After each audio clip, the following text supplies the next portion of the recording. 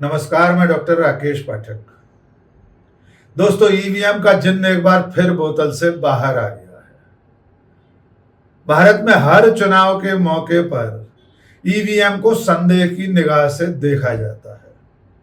Bharatiya Janata party से इतर जितनी पॉलिटिकल पार्टियां हैं, सबका आरोप है कि ईवीएम को हैक किया जा सकता है। लेकिन मोदी सरकार, भारत का केंद्रीय चुनाव आयोग, बीजेपी और उसके समर्थक लगातार एक ही राग अलापते रहे हैं कि ईवीएम तो परम पवित्र मशीन है, इसे किसी भी तरह हैक नहीं किया जा सकता। इस सब के बावजूद दुनिया के तमाम देशों से इस तरह की बातें सामने आती रही हैं कि ईवीएम को हैक किया जा सकता है।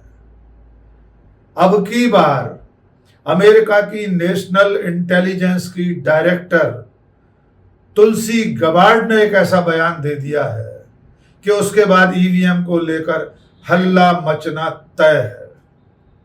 दरअसल में तुलसी गबार्ड ने अमेरिका में कैबिनेट की बैठक में जो कुछ कहा है, उससे यह लगता है कि ईवीएम न केवल हैक की जा सकती है, बल्कि अमेरिका की सरकार के पास ईवीएम की हैकिंग के सबूत भी है। तुलसी गबार्ड ने कहा है कि अमेरिका में जो पिछले दिनों चुनाव हुआ था, उसके बाद उनके कार्यालय को इस तरह के सबूत मिले हैं, इस तरह की जानकारियां मिली हैं कि ईवीएम को हैक किया जा सकता है। पहले तुलसी गबार्ड को सुन लीजिए, फिर उसके बाद बाकी विषय पर बात करेंगे। I've got a long list of things that we're investigating. We have the best of the best going after this. Election integrity being one of them. We have evidence of how these electronic voting systems have been vulnerable to hackers for a very long time and vulnerable to exploitation to manipulate the results of the votes being cast, which further drives forward your mandate to bring about paper ballots across the country so that voters can have faith in the integrity of our elections. तो तुलसी Gabbard ने जो कुछ कहा है, उसका लुब्बो लुभाव ये है कि हमारे पास उन चीजों की लंबी सूची है जिनकी हम जांच कर रहे हैं। इस चुनाव के बाद हमारे पास बहुत बेहतरीन चीजें हैं, उनमें से एक है चुनाव की ईमानदारी। लेकिन हमारे पास इस बात के सबूत हैं कि कैसे ये इलेक्ट्रॉनिक वोटिंग सिस्टम बहुत लंबे समय से हैकर्स के निशाने पर है और उनके लिए हैक करना संभव है। ये ईवीएम मशीन इस तरह से कमजोर है कि उसे हैक किया जा सकता है। इसके अलावा उन्होंने कहा है कि वोटों के नतीजों में हेरफेर करने के लिए ये ईवीएम मशीन असुरक्षित है, इसलिए पूरे देश को बैलेट पेपर से चुनाव पर विचार करना चाहिए। यानी तुलसी गबार्ड कह रही हैं कि ईवीएम के जरिए जो चुनाव संपन्न हुआ है, उसमें वोटों के नतीजे में हेराफेरी की गई है। लेकिन अमेरिका और उनकी सरकार जनादेश में ईमानदारी लाने के लिए बैलेट पेपर का पक्ष रख रही है, उसका पक्ष ले रही है। यानी तुलसी गबार्ड चाहती हैं कि ईवीएम की बजाय कागज के मतपत्र से चुनाव संपन्न हो, ताकि मतदाता इस पूरी प्रक्रिया की ईमानदारी पर भरोसा कर सके। दोस्तों, आपको याद होगा कि तुलसी गबार्ड से पहले एलॉन मस्क ने 2024 में 2 बार यही बात कही थी कि ईवीएम को हैक किया जा सकता है। पहले उन्होंने 2024 में इस तरह का बयान दिया था। आपको याद होगा, उस वक्त एलॉन मस्क ने कहा था कि मैं एक टेक्नीशियन हूं और मैं बस इतना कहना चाहता हूं कि ईवीएम से वोटिंग नहीं होना चाहिए, क्योंकि ईवीएम हैक किया जा सकता है। ईवीएम कंप्यूटर प्रोग्रामिंग से जुड़ा होता है और इसे हैक करना संभव है। मस्क के इस बयान के बाद भारत में भी हलचल मची थी और तब मोदी सरकार में मंत्री रहे राजीव चंद्रशेखर ने यह दावा किया था कि भारत की ईवीएम को हैक नहीं किया जा सकता। उनका कहना यह था कि यह मशीन जो है, ये स्टैंड अलोन डिवाइस है, यानी अकेले अपने स्तर पर काम करती है, इसलिए इसे किसी भी तरह से हैक नहीं किया जा सकता। राजीव चंद्रशेखर के अलावा भी मोदी सरकार उनके मंत्री, उनके नेता, उनके प्रवक्ता, यहां तक कि केंद्रीय चुनाव आयोग भी ये दावा करता रहा है कि ईवीएम को हैक नहीं किया जा सकता। अभी 2024 में जून में जो लोकसभा चुनाव हुआ था, उसके बाद भी जब इस तरह के सवाल पूछे गए थे तो केंद्रीय चुनाव आयुक्त राजीव कुमार ने कहा था कि ईवीएम हैक नहीं हो सकती। लेकिन एक मजेदार तथ्य यह भी है कि जो भारतीय जनता पार्टी, जो नरेंद्र मोदी, अमित शाह और उनका पूरा तंत्र आज की तारीख में पिछले 10 सालों से ईवीएम के पक्ष में खड़े हैं, ये सब लोग इससे पहले यानी 2014 से पहले ईवीएम के खिलाफ अभियान चलाते थे। बहुत सारे लोग हो सकता है ये बात भूल गए हों कि 2004 और 2009 के लोकसभा चुनाव में लगातार 2 बार हारने के बाद भारतीय जनता पार्टी ने ईवीएम पर संदेह जताना शुरू कर दिया था। तब भारतीय जनता पार्टी के तत्कालीन महासचिव जीवीएल नरसिंह राव ने एक किताब लिखी थी। किताब का नाम था democracy at risk, can we trust our electronic voting machine. यानी जीवीएल नरसिंह राव कह रहे थे कि लोकतंत्र खतरे में है और इस इलेक्ट्रॉनिक वोटिंग मशीन पर भरोसा नहीं किया जा सकता।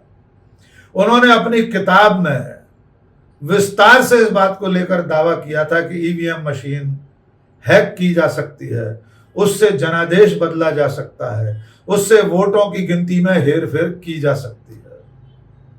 यह भी एक तथ्य है कि जीवीएल नरसिंह राव की इस किताब का आमुख, उसकी भूमिका लिखने वाले का नाम है लाल कृष्ण आडवाणी।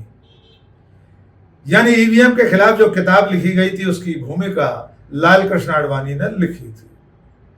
और जीवीएल नरसिंह राव अपने एक साथी बीजेपी के नेता किरीट सोमैया को साथ लेकर पूरे देश में दौरे करते थे।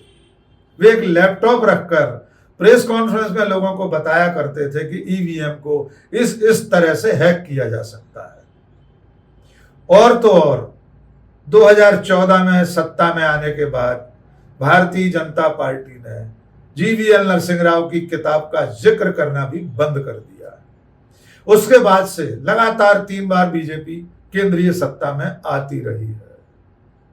2014 से पहले ईवीएम पर आंसू बहाने वाले नरेंद्र मोदी और उनकी पार्टी 2014 के बाद से उन विपक्षी पार्टियों का मखौल उड़ाते हैं, उनकी खिल्ली उड़ाते हैं जो ईवीएम पर सवाल करते हैं।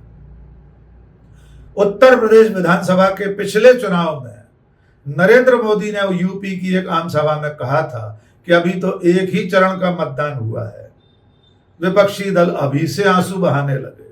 तब नरेंद्र मोदी भूल गए थे कि वे और उनकी पार्टी 2004 और 2009 में लोकसभा चुनाव हारने के बाद ईवीएम पर आंसू बहाते थे।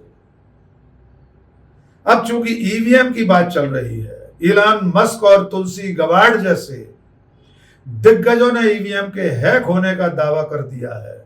वो इलॉन मस्क जिसकी पहुंच अंतरिक्ष तक है, जिसके अंतरिक्ष यान अंतरिक्ष में घूम रहे हैं, अंतरिक्ष यात्रियों को वापस लेकर आ रहे हैं, जिसने रोबोट बना दिए हैं, जिसने बिना ड्राइवर की कार सड़कों पर दौड़ा दी है, जिसके टेक्नोलॉजी की जानकारी का लोहा पूरी दुनिया मानती है, उस इलॉन मस्क के इस कथन को कि ईवीएम हैक हो सकती है, बीजेपी और भारत का चुनाव आयोग मानने को तैयार नहीं है। और अब अमेरिका की नेशनल इंटेलिजेंस की डायरेक्टर तुलसी गबार्ड ने यहां तक कह दिया है कि ईवीएम हैक होने के सबूत भी है। यानी अमेरिका की सरकार के पास इस बात का सबूत है कि ईवीएम हैक हो सकती है और पिछले चुनाव में ईवीएम हैक की गई है, हेरा फेरी हुई है।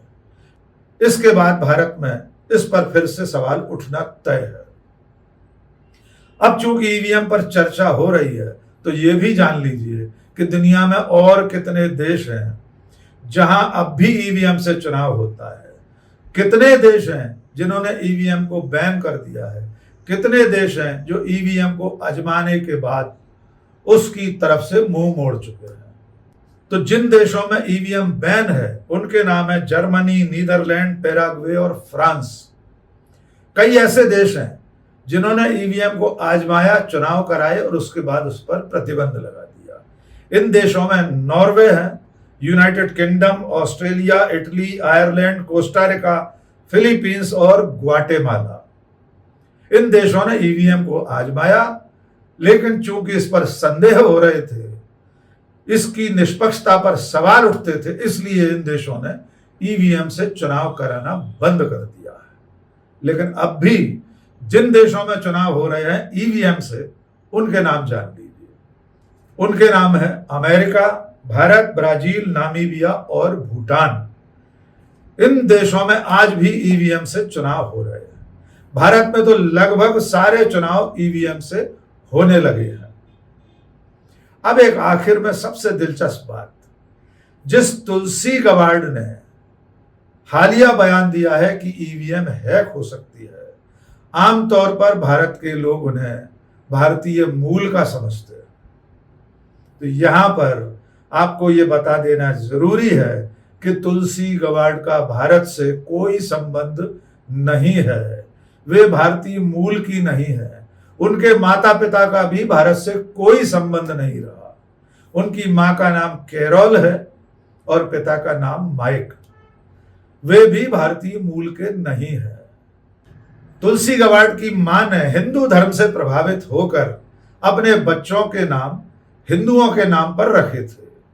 उसी क्रम में तुलसी गबार्ड का नाम तुलसी, तुलसी की बहन का नाम वृंदावन और तुलसी के 3 भाई हैं, उनके नाम है जय, शक्ति और आर्यन। कई मौके पर वृंदावन और तुलसी बाकायदा ये ऐलान कर चुकी हैं कि वे भारतीय मूल के नहीं हैं। उनका परिवार भारतीय मूल का नहीं है।